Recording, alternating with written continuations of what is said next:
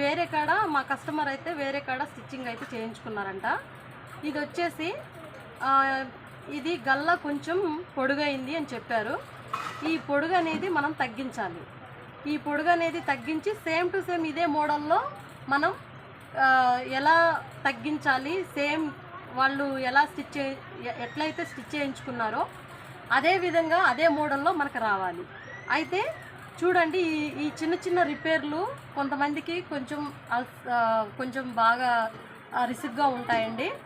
కానీ ఇలాంటి విషయాలలోనే మనం పర్ఫెక్ట్గా మన టాలెంట్ అనేది యూజ్ చేసి ఇలా స్టిచ్ అయితే చేసి కస్టమర్కి అయితే ఇచ్చినట్లయితే ఇలాంటి చిన్న చిన్న రిపేర్లు కూడా చేస్తారు అని మన మీద ఒక నమ్మకం అనేది కస్టమర్స్కి ఉంటుంది. కాబట్టి నేను ఈ పాత బ్లౌజుకి ఈ గల్ల ఎలా తగ్గించాలి, సేమ్ ఇదే ఉండాలి.